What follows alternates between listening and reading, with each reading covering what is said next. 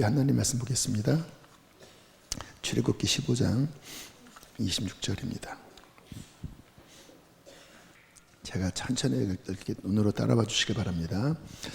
너희가 너희 하나님 나 여호와의 말을 들어 순종하고 내가 보기에 의를 행하며 내 계명의 귀를 기울이며 내 모든 규례를 지키면 내가 애굽 사람에게 내린 모든 질병 중 하나도 너희에게 내리지 아니하리니. 마지막 읽겠습니다. 나는 너희를 치료하는 여호와임이라. 아멘. 여기에서 라파가 나옵니다. 라파인지 라판지는 모르겠지만 어쨌든 라파, 치료하는, 치료하다, 회복하다, 고치다. 나는 회복하는 여호와다, 치료하는 여호와다. 자, 위로가 되는 말씀이죠. 하나님이 나는 너희를 치료하는 자다. 병을 앓는 분은 몸이 아프면 얼마나 힘든지 아마 다 경험해 보셨을 겁니다. 힘이 다 빠지고 그냥 삶이 다 흔들려 버리죠. 모든 것들이 다 흔들려 버리는 것이 질병입니다. 근데 나는 너희를 치료하는 여호와다. 하나님 스스로를 이 치유와 관련돼서 구체적으로 나는 의사다. 나는 창조했기 때문에 너를 온전히 고치는 라파, 치료의 하나님이다. 주님께서 오늘 치료에 관한 말씀을 전하라고 하시는 것 같았어요. 지난 주 중에 홀리파이어 기도회 중에 한 세션 이 치료에 대한 찬양을 선곡하고 이렇게 멘트를 하는데 제 깊은 마음 안에 이번 금요일 날 치료에 관한 말씀을 나누면 좋겠다 하는 감동이 있었습니다. 근데 좀 아픈 분들이 많이 있습니다. 그 사이에도 몸이 갑자기 원인 모를 그런 좀 위중한 그런 것들이 와서 참 치유가 너무 중요하고 저희 교회에서는 치유에 대한 말씀은 많이 전하진 않았는데 하나님께서 이 치유에 관한 말씀을 풀라고 하시는구나. 더 치유의 은혜를 주께서 풀어주시려고 이 말씀을 전하라고 하신다고 믿습니다. 또 홀리파이어 기도회 지금 열심히들 하고 계신데 우리 하나님은 은혜가 풍성하시기 때문에 그 나라 안에 있는 그 풍성한 은사와 선물들을 주시는 분이세요. 우리 성도님들이 열심히 이렇게 기도하고 계신데 아마 특별히 치유에 관한 말씀을 풀라고 하시면서 교회 안에 치유에 관한 하나님의 은사와 능력들이 더 나타나게 될 것이라고 믿습니다. 찬양도 더 그런 찬양을 주님이 힘있게 부르게 하신 것을 보면 그런 성령님의 인도하심이 저는 더 좀 확신이 듭니다. 몇 년 전입니다. 코로나 전에 그 전에 제가 섬겼던 교회의 중직 부부가 금요일 날 예배에 나오셨더라고요. 그래서 깜짝 놀라서 말씀을 나눠보니까 아무튼 사업적으로 잘 나가시는 중직이셨는데 그 전에 교회에서 인생이 늘 그렇잖아요. 이제 사업에 큰 어려움이 와서 결국 다 망하고 큰 빚을 지고 좋은 집, 모든 재산 다 날아가고 그리고 이제 정말 작은 집으로 이사하면서 어떻게 내일을 견딜지 모르는 그런 시간을 몇 년 지나면서 그 부인 되시는 권사님에게 제 몸에 큰 질병이 온 겁니다. 스트레스겠죠. 잘 나가시다가 갑자기 정말 거처할 곳도 없을 정도로 그러니까 이 스트레스, 원망, 쓴뿌리 그래서 몸이 다 망가지고 영혼육이 다 이렇게 망가진 상태에서 어떻게 하다가 저희 교회 금요 성령 집회를 나오기 시작하셨습니다. 근데 저는 예배를 인도하다가 경험하는 거는 어떤 한 사람을 위해서 주님이 예배를 이끌어 가실 때가 종종 자주 있어요. 이상하게 그분들이 오시는 그 기간에 그렇게 치유에 관한 찬양, 오늘처럼 예수 나의 좋은 치료자라든가 이따가도 부를 거지만 예수 이름에 능력이 있네, 권세 있네, 어떤 그러한 찬양과 그런 선포를 굉장히 많이 부르게 하셨고, 그때마다 제 눈에 그분들이 눈에 띄었습니다. 그렇게 한 몇 달 정도 예배를 드리시고 저에게 찾아와서 하시는 말씀이, 제 아내의 병이 났습니다. 이게 눌린 게, 이게 영혼력이 다 눌려 있었는데 찬양 중에, 예배 중에, 말씀 중에 이게 믿음이 들어가고 이 파이어, 홀리 파이어의 그 능력 중에 하나가 그 어둠의 결박을 태워버리는 게 있거든요. 이게 이제 끊어지고 영혼이 풀어지면서 어떤 정신적인, 육체적인 그런 복합적인 질병이 많이 회복이 되어서 너무 감사하다고, 그리고 감사하게 다시 이제 본교회로 잘 모든 것들이 회복돼서 돌아가시게 되면서 저에게 자그마한 조그만 화장품 하나를 선물 주시면서 너무 감사했다고.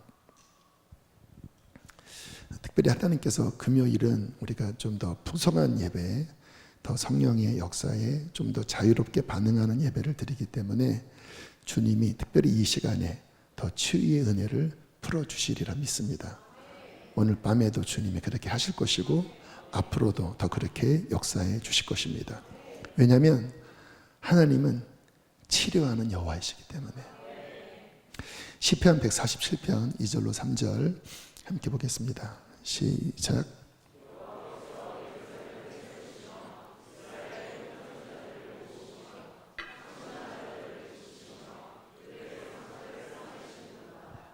그 비준비하신의 근간을 이룬 말씀이죠. 상한 자를 고치시며 상처를 싸매시도다. 참 위로가 되는 말씀 아닌가요? 상심한 자들을 라파, 고치시며 그들의 상처를 싸매시는도다.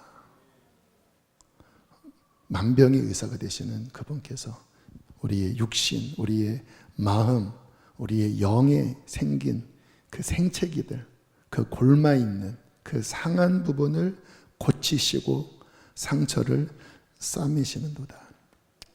왜요? 나는 너희를 치료하는 여호와이기 때문에.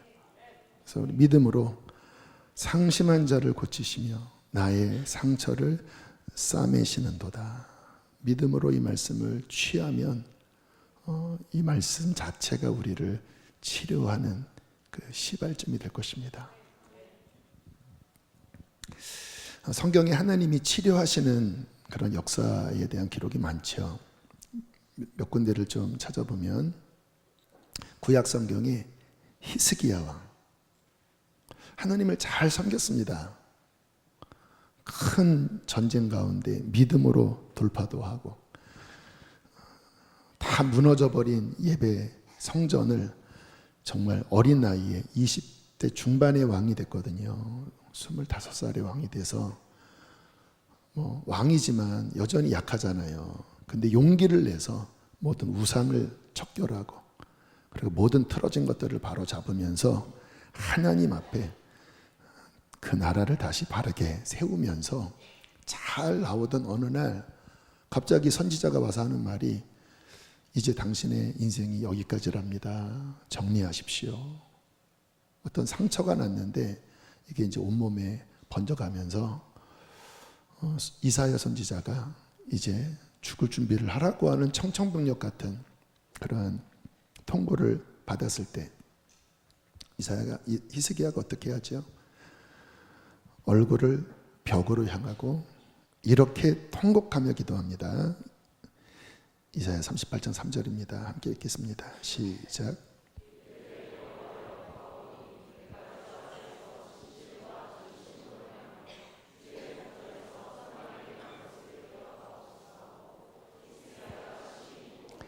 5절.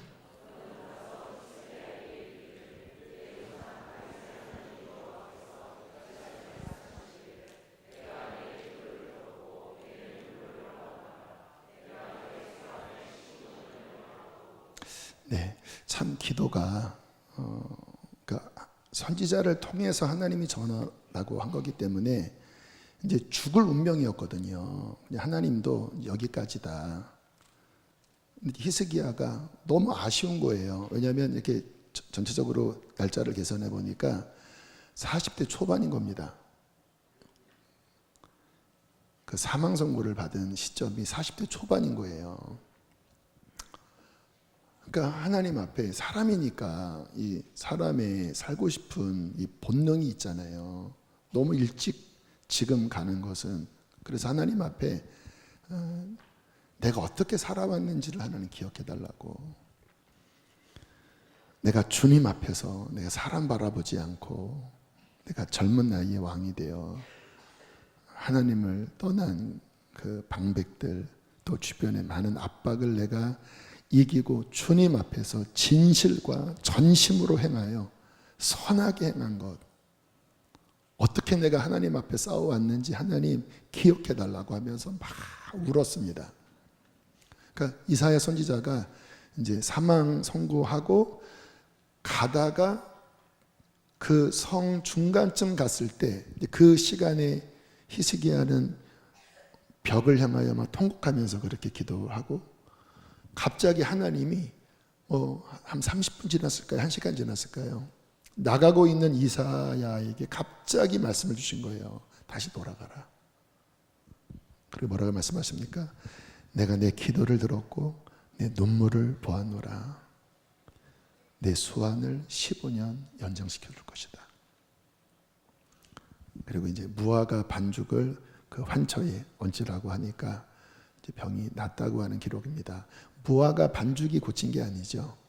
그 성경을 보면 하나님이 치료하는 여러 가지 통로들이 여러 가지입니다. 근데 그거는 그 자체가 능력 있는 게 아니라 하나님이 다양한 방식을 취하시는 거죠.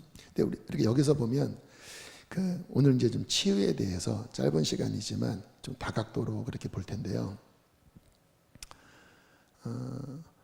어떻게 하나님 앞에 살았는지가 이런 위기를 만났을 때 지금 이 히스기야 기사처럼 하나님의 응답, 치료든 해결이든 뭐든 하나님의 응답을 가져오는 굉장히 중요한 근거가 되는 경우가 있습니다.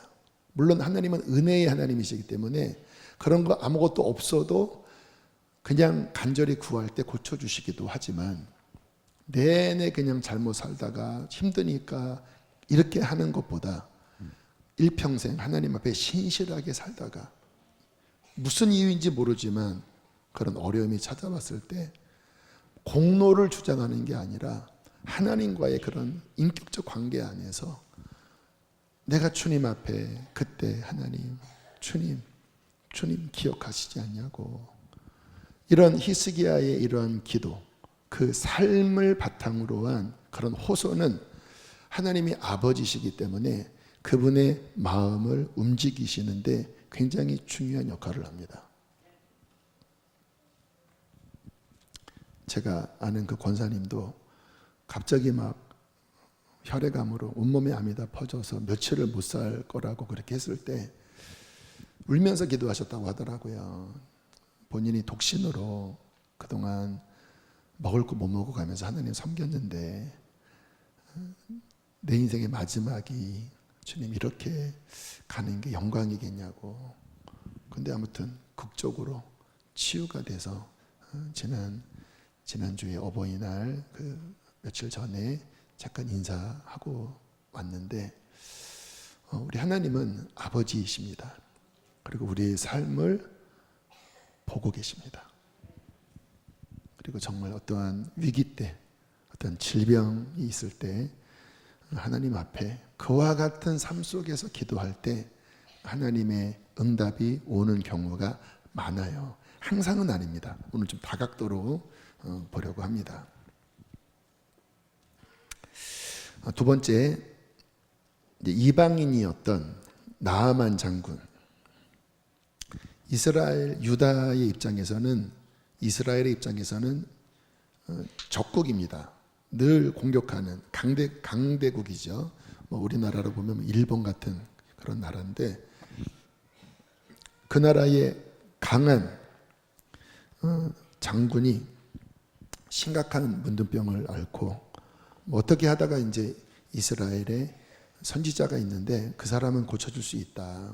이제 그러면서 이제 엘리사 선지자 앞에 문둥병을 안고 오지요. 엘리사가 뭐라고 이야기합니까?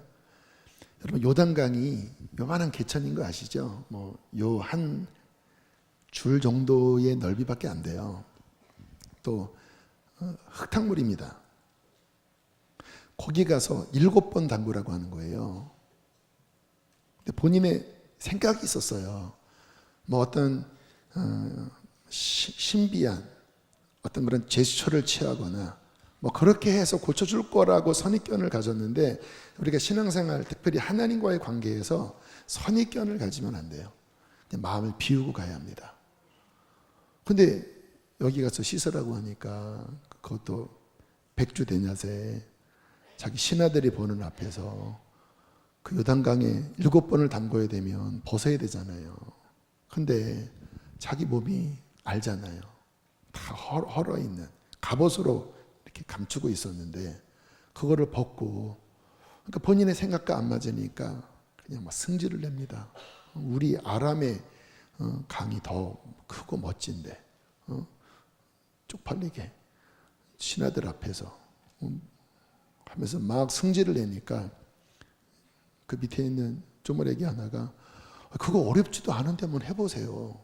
근데 이 나아만 장군이 두 가지가 좋았던 게, 일단 하나님의 이름으로 하나님의 선지자에게 그런 능력이 있다고 하는 그 여종의 말을 듣고 믿음으로 온 거예요. 그게 하나 귀했고, 또 본인의 생각으로 거절할 수도 있었지만 또 다른 신하가 그냥 순종해보세요 하는 그 말에 갑옷을 벗고 순종을 했습니다. 그때 7번째 들어갔다가 나올 때 그 울퉁불퉁했던 짓물 났던 피부가 오늘날로 아토피 같은 거였겠죠. 심한 아토피. 그게 어린아이 살처럼 깨끗하게 났다. 자, 5장 14절 함께 읽어보겠습니다. 시작.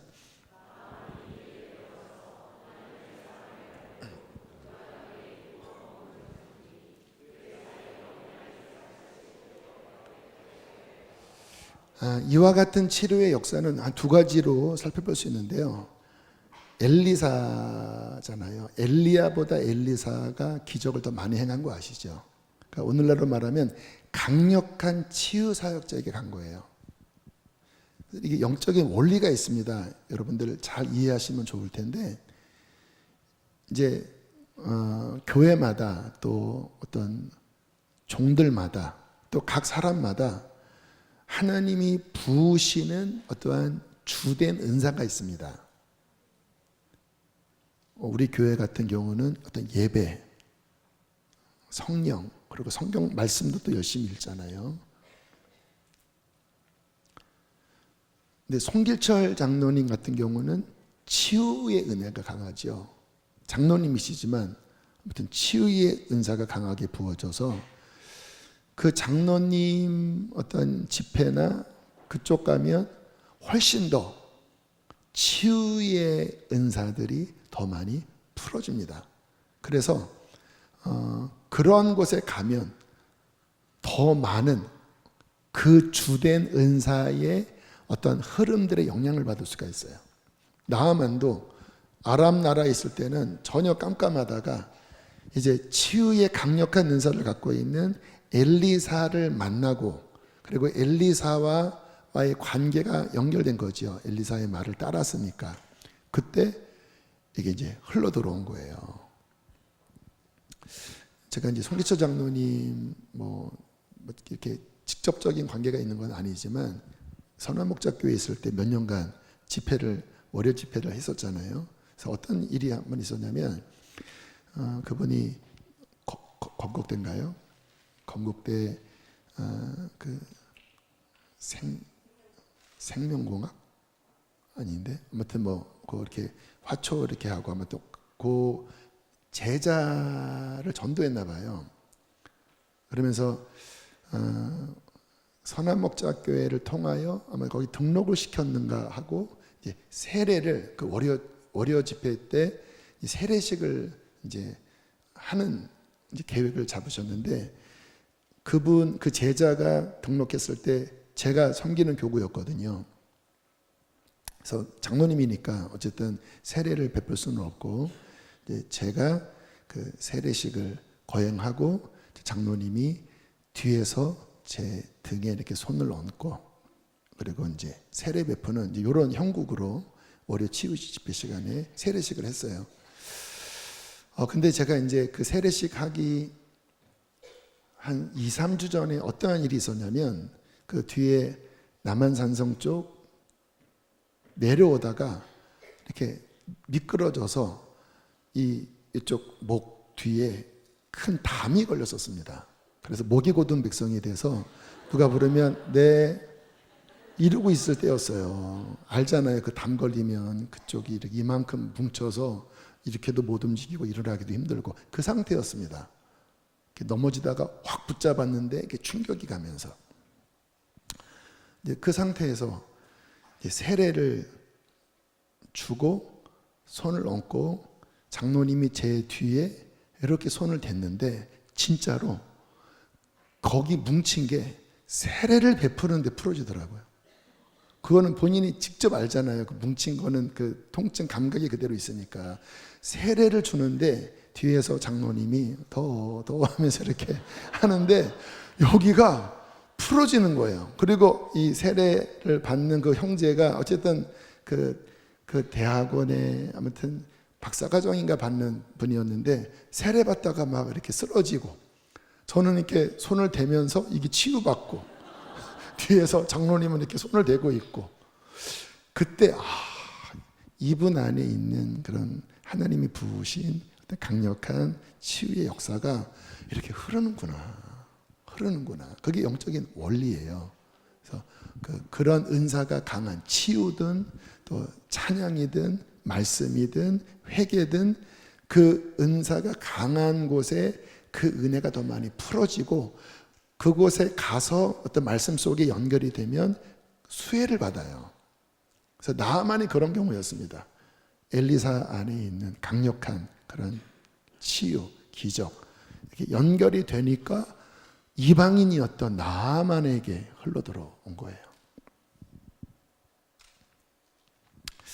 여러분 예수님의 3대 사역 마태복음 9장 35절에 이렇게 말씀하고 있습니다. 함께 읽겠습니다. 시작.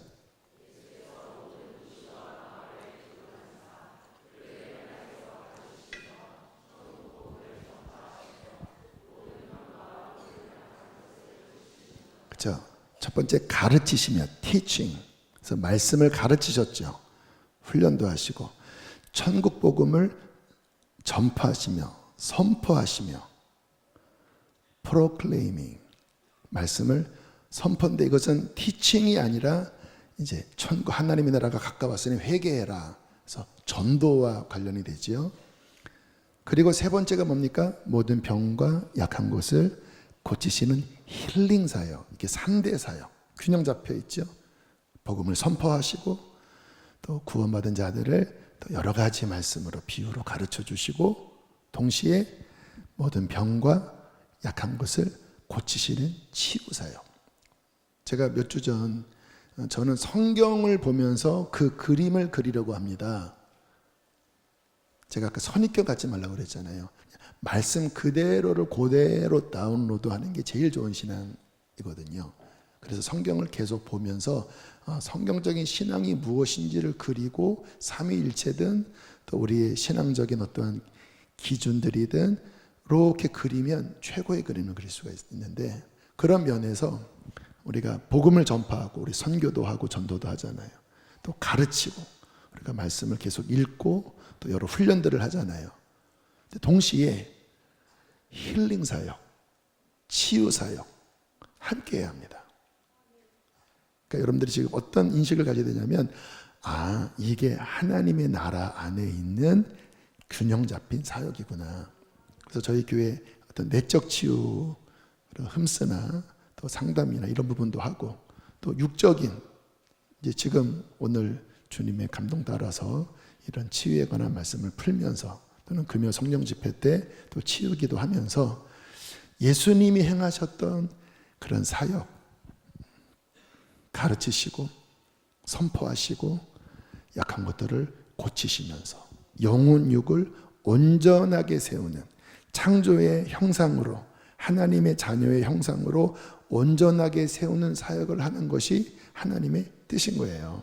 그래서 그런 측면에서 지금 이 치유에 관한 말씀을 풀고 어떤 치유에 관한 사역들을 푸는 것은 극히 성경적인 거죠. 여러분 아십니까? 예수님의 구원 안에는 치유도 포함되어 있습니다. 성경의 구원이라고 하는 개념이 단순히 천국 가는 것만을 포함하지 않아요. 주님께서 병든 자에게 내 믿음이 너를 구원하였다 했을 때 그 구원은 그 병의 치유를 의미합니다. 그 병에서 치유받을 때 구원받았다. 마태복음 8장 16절 17절 함께 읽겠습니다. 시작.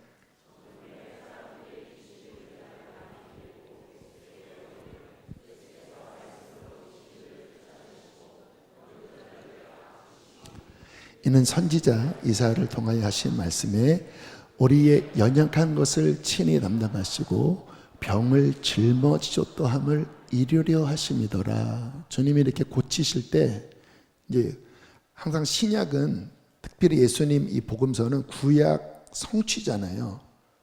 굉장히 중요합니다. 그러니까 신앙을 말씀 안에서 해야 되는 거예요. 아멘이십니까?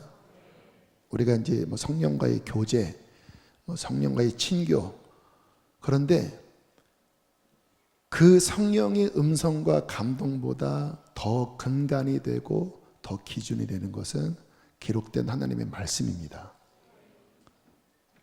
그래서 저 같은 경우도 어떤 음성이나 어떤 감동을 말씀보다 더 높게 두지 않아요. 그러면 큰일 납니다. 말씀으로 늘 분별합니다. 세컨다리예요. 주님께서는 말씀 안에서 우리를 가르쳐 주십니다.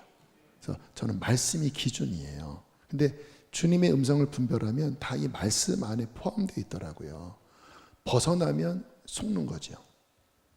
자, 어떤 말씀이었냐면 특별히 구약 이사야 선지자에 다시 한번 보여주세요. 뭐라고 예언되어 있던 말씀의 성취냐? 우리의 연약한 것을 친히 담당하시고 병을 짊어지셨도다. 이 예언을 이루려 하심으로 병든 자를 고치셨다. 연약한 부분들, 질병. 그러면 이게 어떤 예언일까요? 이사야 53장 4절 5절의 예언입니다. 자, 함께 읽어보실까요? 시작.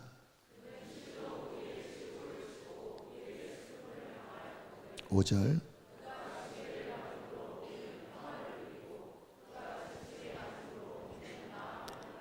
유명한 예수님에 대한 예언이죠. 근데 뭐라고 나와 있냐면 우리의 질고를 지고 우리의 슬픔을 당하였거늘. 그러니까 우리의 육체의 질병, 또 우리의 정신적인 고통, 또 영의 고통, 질병, 다 종합적인 그 연약한 질병, 고통, 슬픔을 담당했다.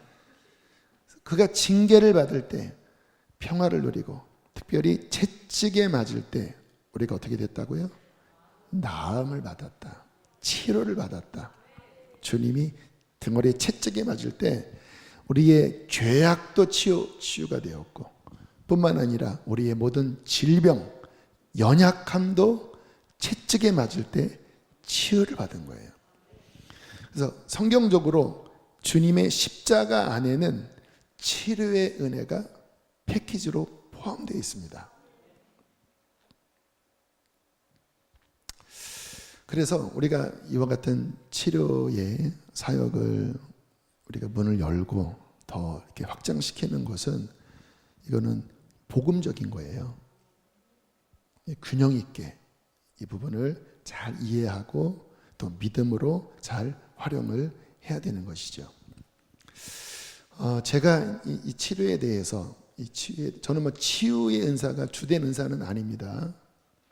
저는 이제 말씀 가르치고 또 예배하고 또는 이렇게 복음을 선포하는 쪽에 더 이제 주된 은사긴 하지만 그러나 성령 안에서는 특별히 이런 이제 목사나 어떤 사역을 할 때 주된 사역은 아닐지라도 그래도 기본적인 몇 가지는 항상 같이 하나님이 이렇게 무기로 주세요. 그래서 저도 이제 20대 초반부터 당연히 치유에 대해서 하나님이 관심을 갖게도 하시고 또 경험도 하게 하셨어요. 그럴 수밖에 없는 게 우리의 삶에 질병이 있잖아요. 그러면 기도하고 예배하는데 누가 아파요. 내가 아프든지 가족이 아프면 당연히 치료의 그런 은사를 성령 안에서 활용하게 되는 거죠. 주님 안에서. 왜? 그게 주님의 뜻이니까. 그래서 20살에 이제 가정예배 누님과 함께 드릴 때 몸이 아프다고 하면 정말 같이 기도하고, 성경에 보니까 기름을 바르라고 해서 베이비 오일을 막 머리에 찍고, 근데 그래도 낫어요. 그리고 신학교 교수님 얘기 들어보니까 그 당시에는, 그러니까 제가 이제 89년도에 학교를 갔고 그분은 70년대 학교를 가신 분인데, 그분들 하는 말은요, 식용유를 발랐대요. 순수하게. 시골에서 목회하다가 아프면 성경 말씀대로 그냥 식용유를 발랐는데 그래도 낫기도 했대요. 그러니까 하나님의 약속을 믿고 믿음으로 하면 주님께서는 뭐 무화과 반죽이든 뭐 베이비 오일이든 식용유든 주님께서 그렇게 믿고 순전하게 기도하는 그 믿음을 통해서 주님은 역사하십니다. 이제 그러다가 본격적으로 관심을 가졌을 때는 2010년입니다. 왜냐하면 그때 이제 갑상선암 수술을 하고 굉장히 두려움에 사로잡혀 있었거든요. 물론 갑상선암을 치료받은 건 아닙니다. 근데 어쨌든 뭐 이따가 이제 병원 이야기도 할 텐데, 그러면 우리가 하나님 치료를 받을 때 병원, 뭐 의사, 약은 무용한 건가? 뭐 그 부분도 이따가 좀 말씀을 다루겠지만, 어쨌든 저는 그냥 수술을 했어요.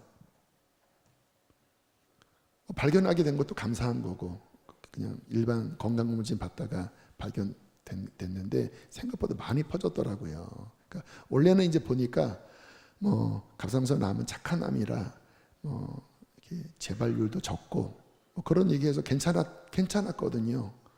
근데 이제 의사가 표정이 너무 심각하더라고요. 열어봤더니 막 밑에 임파절까지 막 많이 퍼져서 한참 긁어냈다고 하는 거예요. 근데 이 암이라고 하는 게 얼마나 공포스러운지 그 다음부터 이게 트라우마가 생기는 거예요. 임파절이면 막 퍼지는 그런 쪽이잖아요. 그래서 막 두려움에 이렇게 사로잡혀 있으면서 이제 치료가는 책들을 많이 보기 시작했고, 그때 이제 강제적인 안식월을 이제 받고 정말 기도원 가서 하나님 앞에 하루에 막 5시간, 6시간씩 막 기도하면서 특별히 치료에 관하여 하나님께 매달렸던 그런 기간이 있었습니다. 저는 그때 하나님께서 제게 주신 치료에 관한 약속 중에 하나가 좀 전에 읽은 말씀이에요. 그가 채찍에 맞음으로 너희가 나음을 입었다. 믿음으로 말씀을 취해라. 그래서 저 같은 경우는 어떤 믿음 치유죠. 주님의 약속을 믿음으로 취해라. 제가 읽었던 책에 그런 내용이 있더라고요. 그분은 대단한 치유 사역자인데 본인이 치유 사역을 경험하면서 어느 때는 본인도 감당 안 될 정도로 하나님이 부어주시면서 진짜 막 중풍병자가 낫고 막 별의별 기적을 경험하는 적도 있었대요. 이거는 본인의 어떠한 생각이 아니라 그냥 부어주시는 치유. 다양한 치유를 경험했는데 본인이 이제 책에 사람들에게 정말 소개하고 싶은 것은 이거라고 말씀하면서, 그런 어떤 특별한 체험이 없을지라도 뭐 대단한 능력자를 통하지 않았을지라도 하나님의 약속, 저가 채찍에 맞음으로 너희가 나음을 입었다고 하는 그 말씀을 정말 믿음으로 취할 때 주님은 그 믿음 안에서 치료하는 역사를 많이 보았다. 그래서 약속을 믿음으로 붙잡아라 하는 그 내용을 읽으면서 제가 되게 자유함을 얻게 되었고, 그리고 아멘 하고 그 주님의 치료의 말씀을 이제 붙잡는 계기가 되었습니다. 그리고 이제 갑상선 암 수술을 하면 이제 좀 곤혹스러운 게 방사선 동위원소 치료가 있어요. 이제 남은 찌꺼기까지 이제 없애려고 그 방사선을 먹어요. 근데 의사가 하는 말이 뭐 건강에 큰 이상이 없대요. 그러면서 뭐 본인들은 막 이거 다 갑옷 같은 거 막 납쓰고 만지지도 않고 막 납으로 둘러싸인 방에 막 처박아 놓고 뭐 3일을 거기서 그 고용량 이거를 이제 먹고 이제 이렇게 있게 하면서 뭐 건강에 별 문제가 없다고 하면서, 그러나 임산부는 만나지 말라고 하고 뭐 노약자는 당분간 만나지 마. 아무튼 뭐 이해가 안 되는 그런 말을 하는데, 이제 그 치료를 이제 받기 전에 이게 저는 요 호르몬제가 자가 생성이 안 되니까 이제 그 약으로 그 호르몬제를 먹고 그거를 이제 충당하거든요. 근데 이거를 한 달간 끊으면, 지금은 모르겠는데 초창기에는 이게 몸이 적응이 안 되니까 이게 몸이 진짜 막 까부러지더라고요. 이제 그때 제가 아마 초창기에는 이 간증을 여러 번 했었는데, 제가 부목사 하면서 이제 그 방사선 동위원소 치료를 받는 시즌, 신지로이드를 끊는 제일 힘든 기간에 새벽기도 5일 동안 제가 담당을 하는 그 기간이 들어갔어요. 그러면 이제 일반적으로 양해를 구하면 목사님들이 많으니까, 저는 이런 치료를 받으니까 저는 뒤로 밀어주세요 하면 되는데, 저는 또 이제 그런 면에서는 좀 강하게 훈련을 받고 싶은 욕구가 있어서 괜찮습니다.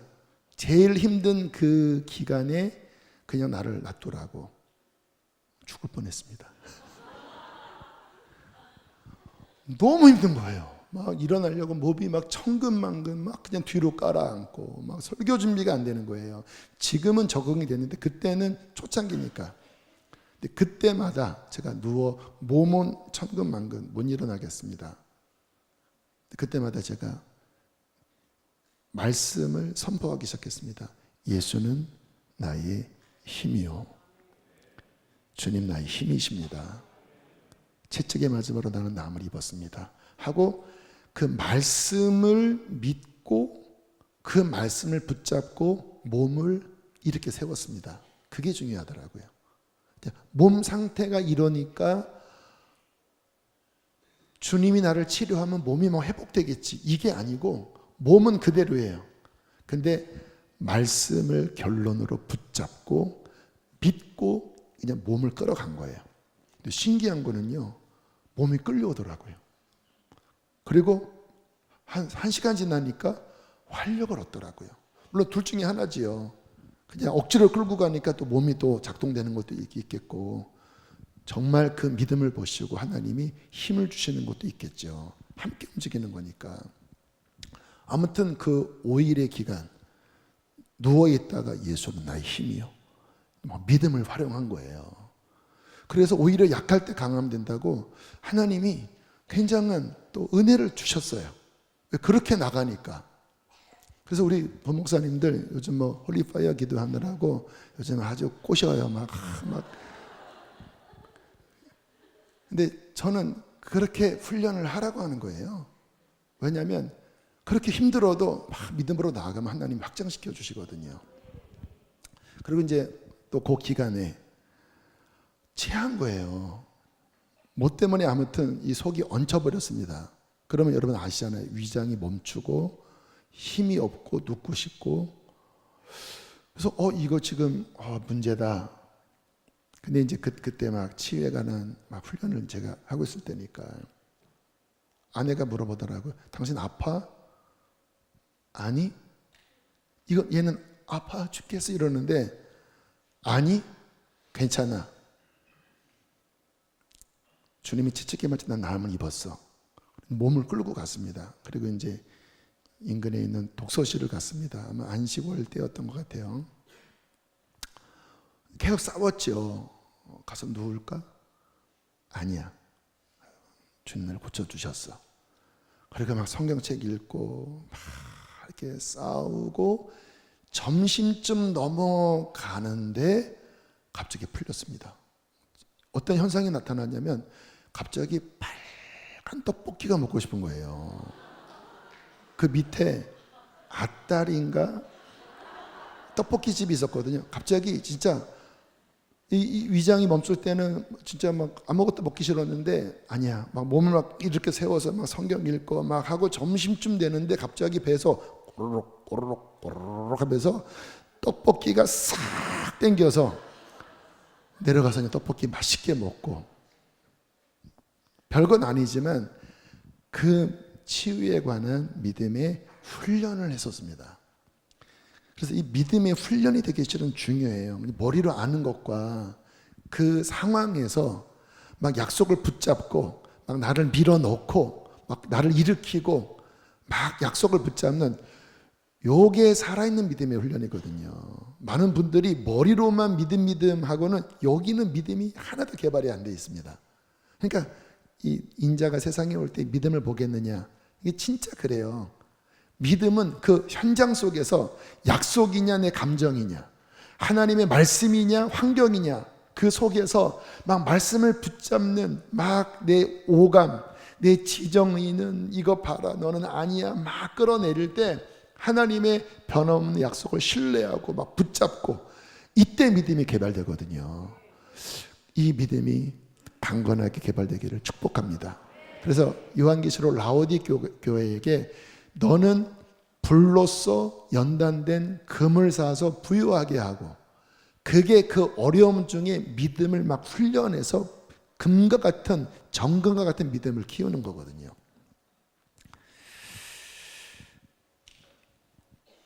여러분, 예수님께서 치유의 능력을 행하실 때 그 핵심 키워드를 보면 믿음이었습니다. 자, 혈루병 앓는 여인, 자, 고쳐진 다음에 뭐라고 말씀하시죠? 마가복음 5장 34절입니다. 시작.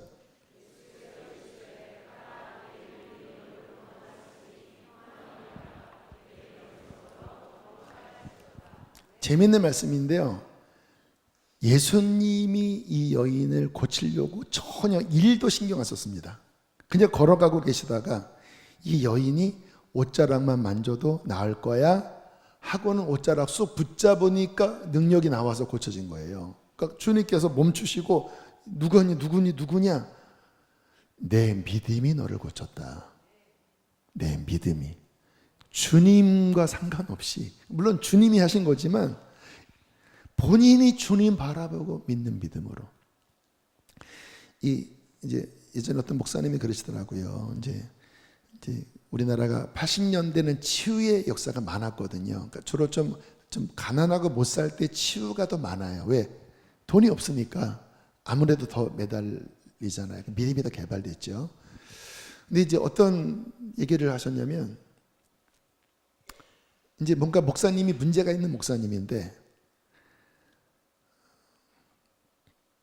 누가 고쳐진 거예요. 그 목사님을 통하여. 나중에 그 목사님의 문제가 드러났습니다. 근데 몇몇 사람들은 그 목사님을 통하여 병이 고쳐졌어요. 그래서 물어봤대요. 하나님, 이게 뭡니까? 주님께서 가르쳐 주시더래요. 그 사람의 믿음으로 고쳐진 거다. 이 목사의 믿음이 아니라 이 사람의 믿음으로 고쳐진 거다. 그러니까 하나님의 역사에 있어서 믿음으로, 부족하더라도 정말 하나님의 말씀을 믿고 그렇게 나아갈 때 주님은 그 믿음을 보시고 치료를 행하십니다. 근데 중요한 건 그 믿음이 있는가. 사도행전 14장 8절에 보면 이제 사도 바울이 전도하러 다닐 때 있었던 일이에요.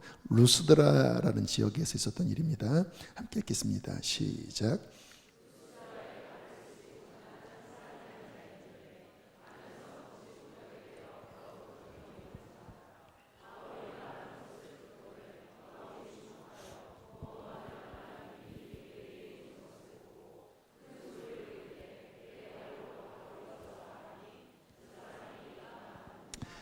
이제 막 전도를 하고 있었는데 사람들이 지금 여러분 좀 듣고 있었죠. 근데 이렇게 보는데 나면서부터 다리를 못 쓰는 사람이 앉아 있는데 영적인 직관으로 저 사람 안에 믿음이 움직이고 있는 것을 성령께서 보여주신 거예요. 이게 실은 신비로운 거긴 합니다. 처음 말씀을 듣는데 그 사람 안에 하나님께서 고쳐줄 수 있는 그 살아있는 믿음, 겨자씨라도 살아있는 믿음이 있는 거거든요. 그게 있는 거를 본 거예요. 그래서 바울이 설교하다가 이제 복음을 더 확증하기 위해서 내 발로 서라 그랬더니 그 사람 안에 그 말씀을 순전하게 믿는 그 믿음이 있었기 때문에 아멘 하고 벌떡 일어난 겁니다. 그러니까 하나님이 역사하실 때 그분이 인정하는 믿음이 있어요. 그래서 치유 사역자들을 보면 저는 이제 조금 제 이 사고 구조 자체가 좀 어떤 논리성을 많이 따지는 스타일이에요. 그래서 이렇게 생각이 그런 면에서 이 생각도 하고 저 생각도 하고 이게 맞나 틀리나 좀 그런 생각도 많이 하고 영적인 부분도 강조하지만 그러한 부분도 저는 이 작동이 되거든요. 근데 치유 사역자들은요 되게 단순 심플합니다. 그냥 일어나 뭐 이래요 이렇게. 근데 저는 이렇게 말했을 때 안 일어나면 쪽팔린 거고 이게 상식적으로 뭐 이게 자꾸 돌아가니까. 근데 어떤 치유 사역자들은 그런 면에서 되게 뭐 담대해요. 막 이렇게 휠쳐 일어나 뭐 그래요. 나는 만약에 못 일어나면 막 이 생각이 드니까. 아무튼 뭐 항상 또 치우치면 안 되겠죠. 또 그런 문제도 있으니까. 그러나 아무튼 하나님 보시기에 믿음이 있구나 하는 그 역사하는 믿음이 있다라는 거예요. 그래서 우리가 치유에 대한 이런 부분을 하면서 주님이 움직일 수 있는 그 치료가 움직일 수 있는 약속에 대한 믿음을 더 많이 붙잡고 더 활용하는 것이 치유에 있어서 중요하다. 여러분 치료에 관한 말씀을 전하는데요. 아무튼 주님께서 오늘을 기점으로 더 많이 열어주시리라 믿습니다. 근데 이게 너무 중요한 게 요즘 병이 더 많아졌습니다. 의술도 개발됐지만 병도 더 많아진 것 같아요. 육체적인 질병뿐만 아니라 이 정신적인 질병, 또 영적인, 실은 이게 다 같이 섞여 있습니다. 뭐 영적인 것만 아닙니다. 육적인 것만 아니에요. 정신적인 것만 아니라 이게 서로 다 이렇게 맞물려 들어갑니다. 실은 그렇기 때문에 이와 같은 시대에 우리가 치유에 대한 어떤 성경적인 관점을 균형 있게 이해하고 그리고 하나님의 약속을 믿는 건전한 믿음 속에 주님 안에 있는 치유가 우리의 신앙에, 우리의 교회에, 우리의 가정에, 각 목장에 더 풀어질 것을 선포합니다. 그래야 돼요. 왜냐하면 주님은 우리가 강건하기를 원하시기 때문에. 자, 아무튼 제가 말씀을 요모조모로 드리는 거예요. 그래서 종합적으로 이해를 좀 해주시면 좋겠는데, 주님은 우리를 고치시기를 원하시기는 하는데 모든 병을 항상 치유하시는 것은 또한 아닙니다. 그 부분도 함께 이해해야 돼요. 물론 너무 이것만을 또 중심으로 두면서 치유에 관한 믿음을 저버리면 그것도 성경적이지 않아요. 기본은 주님은 우리가 건강하기를 원하시고 주님의 십자가 안에는 우리를 치료하는 치유의 은혜도 함께 포함되어 있기 때문에 우리가 주님 안에서 치료를 구하고 치료를 선포하고 치유가 우리 안에게 임하는 것은 하나님의 기뻐하는 뜻이다. 이거를 기본적인 믿음으로 장착하고 치유를 정상적으로 구해야 해요. 그러나 치우치면 안 되는 게 그러면 모든 병 걸린 거는 잘못된 거고 모든 병은 다 그렇게 치유받아야 되는가? 또 그런 것은 또 아니에요. 신실한 하나님의 사람들, 아프고 죽기도 합니다. 오카는 목사님이 이 폐에 관한 질환 때문에 그분의 인생에 이 건강 문제로 그 절정기에 실은 큰 타격을 받고 한 1년 넘게 요양을 하셔야 됐고 결국 그 인생 마지막에 폐암으로 돌아가셨습니다. 제가 이제 2010년도인 것 같아요. 그때 이제 사랑의 수양관에서 그 제자훈련 세미나 오카는 목사님이 마지막으로 강의를 했던 그 후로 얼마 뒤에 돌아가셨는데 그 마지막 제자훈련 세미나에 제가 이제 안식년 때 안식 올 때 참여했었거든요. 근데 지금도 기억나는 게 이제 몸이 이제 암 말기라 더 이상 일어설 수가 없어서 이렇게 앉아서 강의를 하시더라고요. 물론 정신은 또렷또렷 하시는데 이게 강의하시다가 이렇게 떨리는 거 손이 본인이 모르시더라고요.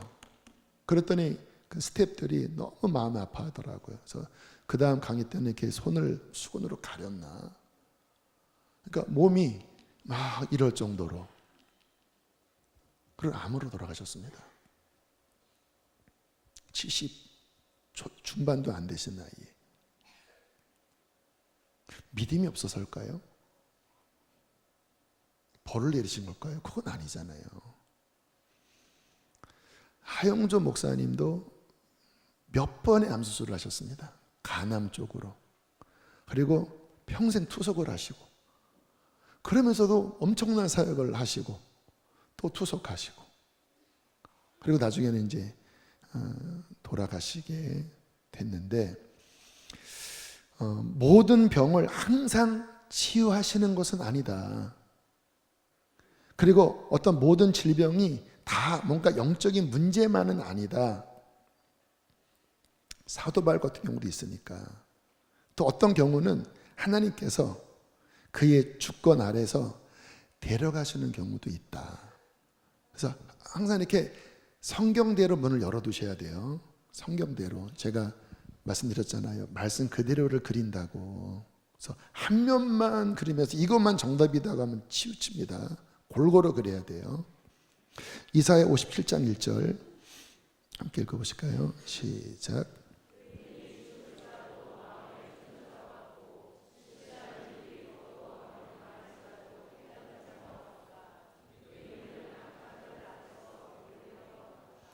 구약 시절의 이야기입니다.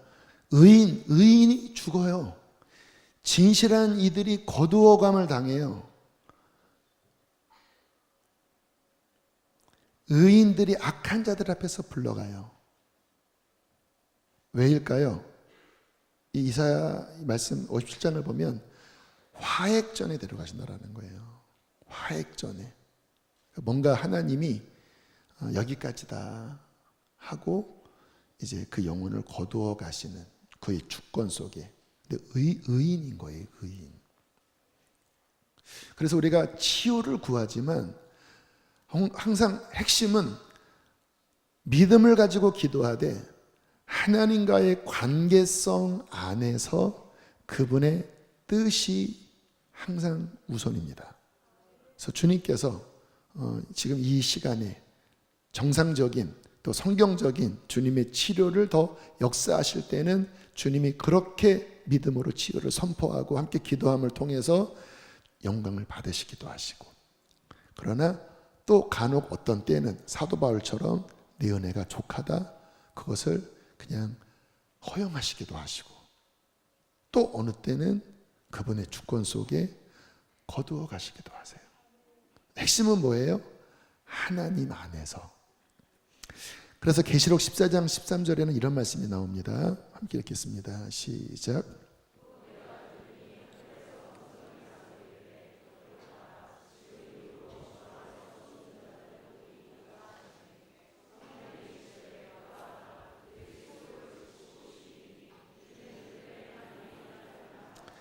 이때가 이제 큰 환난 핍박이 있을 때인데 성령께서 뭐라고 하십니까? 죽는 게 복이다. 죽는 게 복이다. 쉬는 것이다. 안식하는 거다. 우리 주님 안에서는 죽음이 저주가 아니잖아요.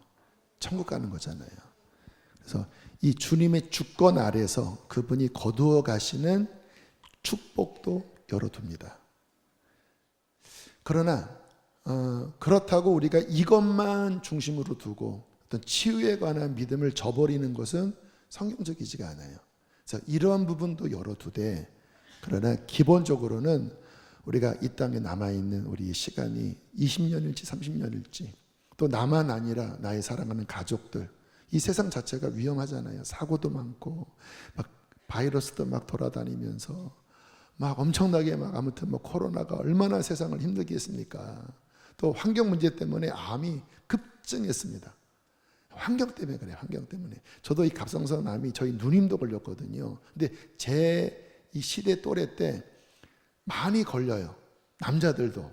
근데 제 생각에는 체르노빌 원전 영향이 있는 것 같아요. 왜냐면 뭐 대기상에는 그 체르노빌이 먼 곳이 아니거든요. 이게 분명히 떠서 내려오는데, 제가 그 기간에 제가 공상맞게 비를 맞는 걸 좋아해서 뭐 비 오면 막 우산 안 쓰고 막 맨발 벗고 막 돌아다니고 막 그랬었는데, 그런 영향이 아닌가. 아무튼 지금 암이 급증하는 원인 중에 하나는 그 환경 문제가, 또 음식 먹는 문제가 다 영향을 주는 거거든요. 그래서 이 시대에 암도 많고, 또 이 전염병도 앞으로 마지막 때 더 이상한 게 또 나올 거고, 또 사고도 많고, 그 속에서 하나님이 허락된 그 시간 속에서 예수 그리스도 십자가 안에 포함되어 있는 그가 채찍에 맞음으로 나음을 입었다고 하는 그 치유에 관한 은혜가 우리의 신앙에 더 많이 풀어지고 더 많이 역사해서 주님이 더 많이 고치심으로 영광을 받으시고, 또 강건하게 하나님 섬기고 주님 앞에 나갈 수 있도록 우리가 이 부분을 열어야 하는 것입니다. 이 지금 균형입니다. 이게 핵심을 찝은 거예요. 그래서 여러분들 안에 이 하나님의 말씀의 역사가 참 신기한 게요, 하나님 안에 풍성한 은혜들이 있거든요. 근데 말씀으로 강조하는 것이 더 많이 열려요. 그래서 회개를 강조하면 회개가 더 많이 열리고, 구원을 강조하면 구원이 열리고, 성령 강조하면 성령, 전도 강조하면 전도, 선교하면 선교, 내적 치유, 상담 강조하면 그렇게 많이 열려요. 그게 원리예요. 그래서 이 시간으로 하나님의 치유에 관한 말씀들을 더 강조하고 열고 믿고 기도할 때 주님 안에 있는 그 풍성한 역사가 더 풀어질 것입니다.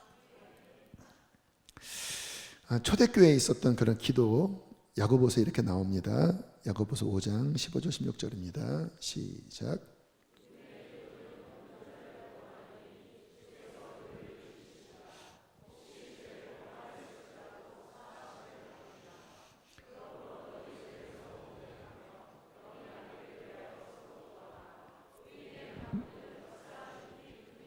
아멘. 믿음의 기도는 병든 자를 구원하리니 일으키리니 주께서 그를 일으키시리라. 혹시 죄를 범하였을지라도, 그러니까 항상 죄로 연결시키지 마요. 그러나 저는 그렇게 생각합니다.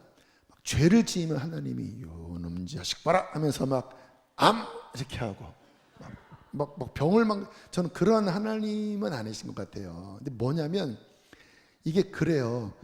죄 속에 살아가면 그 삶이 건강하지 않은 삶을 삽니다. 그렇지 않나요? 아이들 막 게임에 빠지고 막 하면 막 잠 못 자고, 거기에 막 아드레날린 솟고, 또 막 남자들은 막 술 마시고 막 몸에 안 좋은 것 막 들이마시고. 그래서 죄 가운데 살면 그 환경 자체가 건강치 못하게 만들어요. 그리고 거기에 깃들어 있는 어둠의 영이 틈을 탑니다. 마귀로 틈을 타게 해요. 그러면 하나님이 만드신 이런 육신의 어떠한 체계가 깨지면서 질병이 발병될 확률이 훨씬 더 커져요. 환경 자체가 그래요. 그래서 우리가 하나님 안에서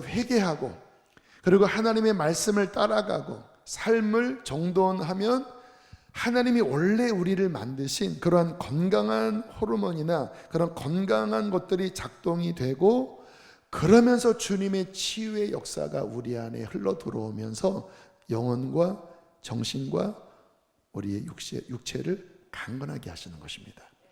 그래서 이 치유는 내가 죄 가운데 살면서 단순히 치유만 구한다고 되는 게 아니고, 내 삶 전체를 하나님 안에 온전하게 거하고 그분을 따라갈 때 내 모든 삶의 스타일이나 내 모든 것들이 건강해지고, 또 그 전에 내가 실수해서 망가진 그런 부분들이 내가 회개하고 주님 안에 돌아와 그분의 은총을 구할 때 치료의 역사가 그 망가진 것들을 풀어내고 고치시는 것입니다. 지금 제가 드리는 이 부분이 아주 정확한 치유에 대한 영적 해석입니다. 이 관점을 가지셔야 돼요. 다시, 죄 가운데 사는 삶 자체의 몸을 망가지고 어둠이 깃들어서 뭐가 깨지고 묻고 상하고 거기에 어둠도 깃들고 망가진 거거든요. 근데 내 삶을 돌이켜서 주의 뜻 안에 거하고, 그러면 이제 몸 전체가 건강해지기 시작했죠. 그런데 뿌린 씨앗이 있잖아요. 그때 묶여 있는 것을 주님은 치료의 은혜를 베풀어 주셔서 이 부분을 은총으로 풀어주시면서 우리를 온전케 하시는 겁니다. 또 나는 주님 안에 잘 살고 있었어요, 그 권사님처럼. 그런데 무슨 이유인지 몰라요. 환경 때문인지 뭐 유전병인지 또는 뭔지 모르지만 몸에 몹쓸병이 찾아왔어요. 또는 사고가 났어요. 어떻게 해야 되죠? 물론 우리가 회개도 하겠지만 주님 안에 살았어요. 그때 담대하게 주님의 치료를 믿음으로 구할 때 그분께서는 그의 주권 아래서 히스기야처럼 병을 고치시기도 하시고 나아만처럼 고치시기도 하시고, 그러나 어느 때는 주님이 아니야 여기까지야 그러면서 데려가시기도 하시지만, 주님 안에서 그런 것들이 생겼을 때도 우리는 주님의 치료를 담대하게 구해야 할 것입니다. 자, 마지막 병원, 약, 이거를 먹는 것은 불신앙인가? 아니요. 저도 약 먹어요. 신지로이드는 먹어요. 그래서 어떤 경우는 막 그거 다 못하게 하는 경우도 있는데 아닙니다.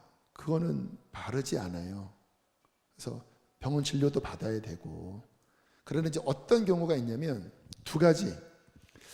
뭔가 이제 내가 어떤 약물 치료도 받고 뭐 하는데 왠지 주님 안에 이제 내 삶이 더 온전하게 세워지고 내가 성령 안에서 이제 이 부분을 내가 내려놓으면 좋겠다고 이 안에서 본인 안에 그러한 뭔가 생각이 정리가 되고 뭔가 하나님이 어떤 믿음을 주시는 그 사인이 올 때 본인 안에 있는 그 믿음으로 어떤 약물 또는 그런 부분을 끊는 것, 저는 이것도 좋다고 봐요. 물론 이제 상담을 좀 해야 되겠죠. 아닙니다, 그냥 하십시오라고 할 수도 있고. 그러나 본인 안에 성령께서 이제는 그거 내려놔라, 뭐 수면제인지 먹지 말아라, 그러면 주님 알겠습니다. 성령께서 어떤 마음을 주실 때 그거를 잘 분별하는 것이 첫 번째 중요하고, 그렇지 않을 때는 어떤 병원 가고. 왜냐하면 그 권사님이 그 혈액암 말기였잖아요. 근데 실은 이 소장을 다 잘라내야, 굉장히 많은 부분을 잘라놔야 돼서 이제 포기를 했는데 기적같이 살려주신 거예요. 그 아주 절체절명 위기 속에서. 이제 그리고는 보니까 스캔 떠봤더니 막 다 퍼진 거예요. 그래서 절망하고 있는데 의사가 신통망통한 말을 하더랍니다. 아니, 권사님은 뭐 크리스찬인지 아닌지 모르겠어요.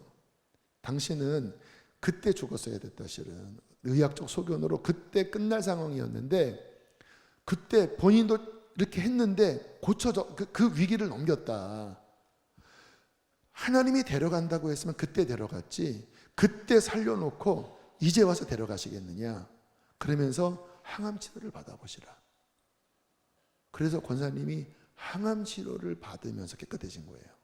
근데 그 의사의 말이 참 신통망통하지요. 데려가려면 그때 데려갔지 그때 고쳐주셨다면 이런 좋은 약인담 해보자 하고 기도도 하시고 그 항암도 함께 하면서 한 거예요. 그러니까 어떤 그런 치료를 받는 거를 정죄받을 필요는 없고 하나님이 사용하실 수도 있다. 그러나 본인이 정말 기도하는데 어떠한 진짜 성령이 주신 어떤 믿음이 있다면 그거는 개인의 확신 속에서 믿음을 한번 활용해보라. 근데 뭐 주변에서 압박 넣어서 하는 거는 나중에 다 이제 뭐 문제 생기면은 네 놈 딸 이렇게 하니까 그거는 건강치 않은 거고 본인이. 또 하나는 이제 박보영 목사님이 그러시더라고요.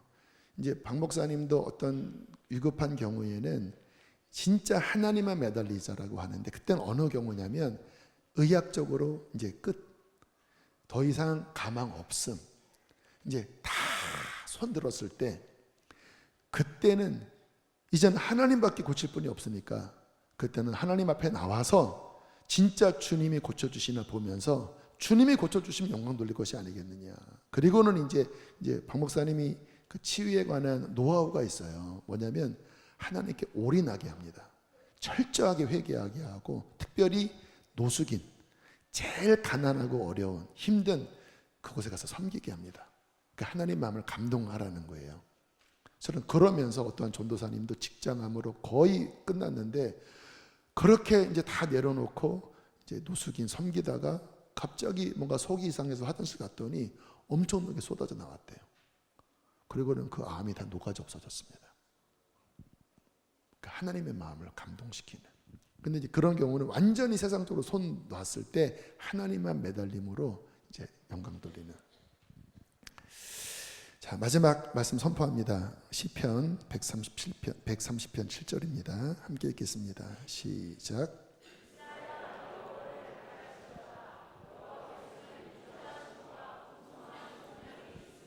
이제 마지막 한 번 더 읽을 때 여호와께서는 인자하심과 풍성한 치료가 있습니다. 속량 대신 치료가. 제가 앞부분 읽을게요. 이스라엘아 여호와를 바랄지어다.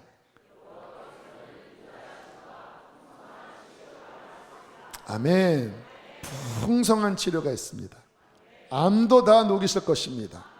정신적인 질병도 다 녹이실 것입니다. 가정도 다 고치실 것입니다. 내면적 상처도 다 고치실 것입니다. 이스라엘아 여호와를 바라라. 여호와께 소망을 둬라. 그분은 풍성한 인자하심과 속량 치료가 있으니 수리선한 목자 교회에 이 말씀을 통하여 풀어주시리라. 우리 믿고 함께 구하는 시간 되었으면 좋겠습니다. 우리 함께 찬양도 나오겠습니다.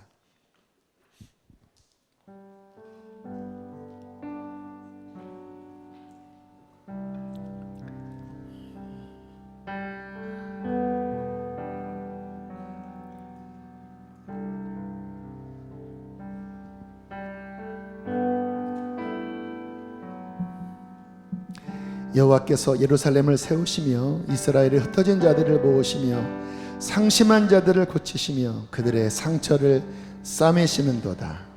상처를 싸매시는도다. 아멘. 이렇게 찬양하겠습니다. 우리 주는 위대하며 능력이 많으시도다. 그의 지혜 무궁하며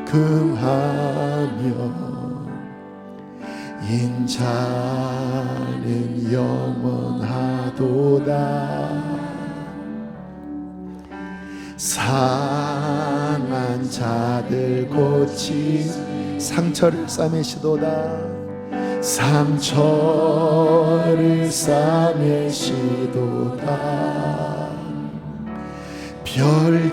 별들의 수를 세시며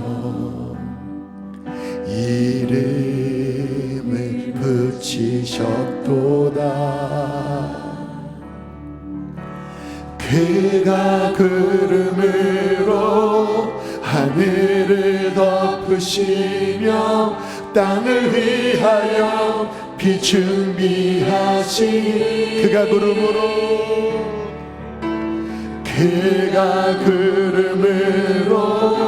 주님께서 은혜의 단비를 부어주십니다. 땅을 위하여 비준비하시니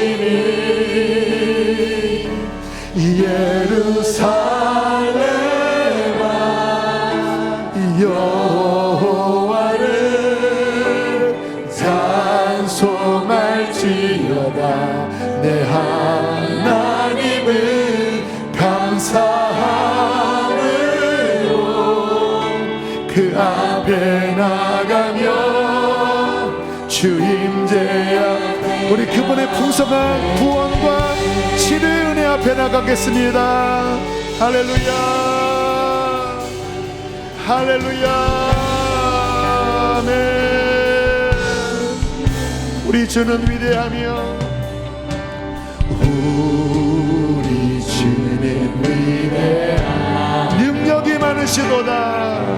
능력이 많으시도다. 그의 지혜 무궁하며 인자는 영원하도다. 상한 자를 고치시며 상처를 싸매시도다. 별들의 수를 세시며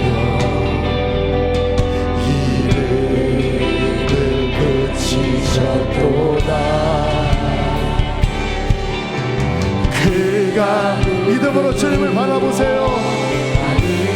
은혜 담비 치료의 담비를 부어주고 계십니다.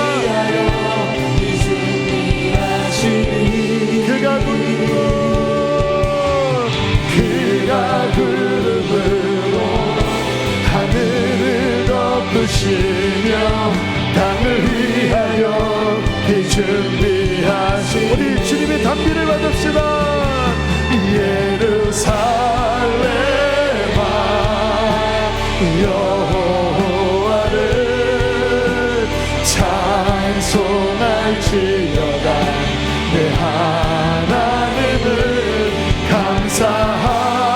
감사함으로 그 앞에 나가며 주 임재 앞에 가운데 그가 구름으로 자, 이 시간 우리 반석을 아래 위에 깔아주시고요. 특별히 치료가 필요한 분들 앞으로 나오세요. 주님의 지혜의 은혜 앞에 나가세요. 그가 구름으로 하늘을 덮으시며 땅을 위하여 비준비하시니 두 손 앞에 들고 예루살렘아 여호와를 여러분의 가정을 치료하십니다. 여러분의 상한 마음을 치료하십니다. 질병을 치료하십니다. 아멘. 그 앞에 나가며 주 임재 앞에 주 여호와 능력의 주 여호와 능력의 주 내 영혼의 치료자 말씀으로 날 고치시네. 주님 나의 치료자 주 여호와 능력의 주 제 영혼의 치료자 말씀으로 날 고치시네. 주님 나의 치료자. 이 시간 예수의 이름으로 치유의 문을 더 활짝 엽니다. 우리 존귀한 예수님의 그 십자가의 구속 안에 우리의 모든 연약한 것들과 질병을 담당하셨습니다. 그가 채찍에 맞을 때 너희가 나음을 입었습니다. 하나님, 우리의 상한 영역에 치유의 담배를 내려 주십시오. 모든 멍든 것들, 주님, 모든 까매진 것들, 모든 결박들 예수의 이름으로 풀어질지어다. 채찍에 맞음으로 풀어질지어다. 우리 믿음으로 구하십시오. 주께서 역사하여 주십니다. 우리 주여 세 번 부르시고 함께 기도하시겠습니다. 주여